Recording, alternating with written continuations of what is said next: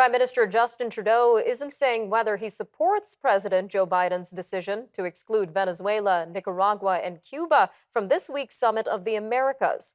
Mr. Trudeau acknowledges that some of the countries in the Western Hemisphere are less like-minded than others, but he says they all share a number of urgent issues, such as migration pressures, climate change, and fully recovering from the COVID-19 pandemic. All three are expected to be on the agenda at the week-long event. Well, with us now to unpack the summit is Dr. Macdonald, political science professor at Carleton University and an expert in Canada-Latin America relations. She joins us now. Ma'am, welcome to Forum Daily. Thanks, Nima. Great to be here. Now, what reasons did the U.S. president give to exclude Cuba, Venezuela, and Nicaragua from the summit?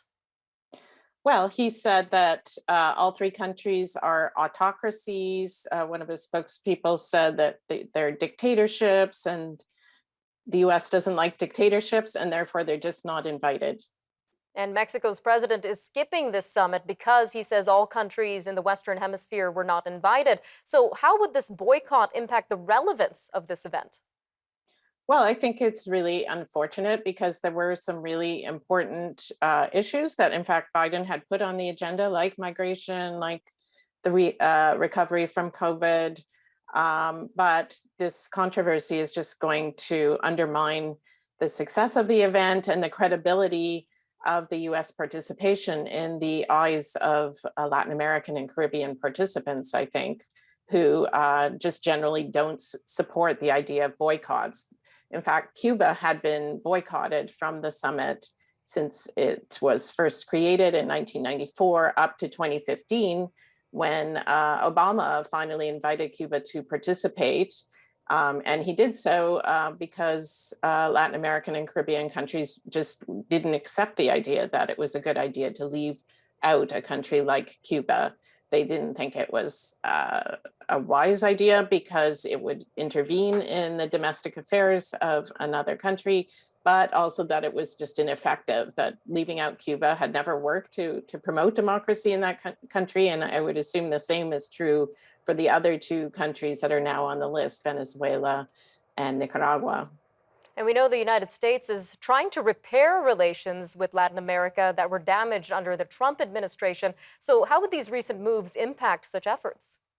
Exactly. So it's really frustrating in that respect because we did expect that Biden would have a warmer, more open relationship with the countries of the region, and that that he would adopt more open policies towards Cuba than Trump had done. But this just seems to fall back on old patterns where the U.S. thinks that they can decide what happens in the region and who's invited to events and who isn't. And frankly, what many Latin Americans see as unwanted political interference by the United States as the hegemon in the region. They've been trying hard to develop a more independent system for the region, and this seems to just fly in the face of all those hard-won efforts by Latin American countries. And one of the key issues in Latin America right now, and a key topic at the summit, will be migration. We know thousands of migrants are heading toward the U.S. from southern Mexico right now. So what is driving this migration in Latin America? Yes, this was one of the really important issues that was going to be discussed, partly because for Biden as U.S. leader, it is always an important topic to try to deal with the pressures on the U.S. southern border. Why is this happening? Why are millions of people leaving their homes and moving elsewhere in the region, many to the U.S.? Basically, it's because many of these countries have become unsustainable in the light of, weak democratic institutions and widespread crime and violence and corruption and complicity of governments in the types of activities engaged in by drug cartels, and the impact of the COVID pandemic has not helped because Latin America was one of the hardest hit regions by the pandemic and is still recovering in terms of health and the economy. There just aren't jobs for all these people. And also the impact of climate change has been quite severe in many countries of the region. A lot of important conversations to keep our eyes on. Dr. Macdonald, thank you again for joining us today on Forum Daily. Thank you. It's been great to be with you.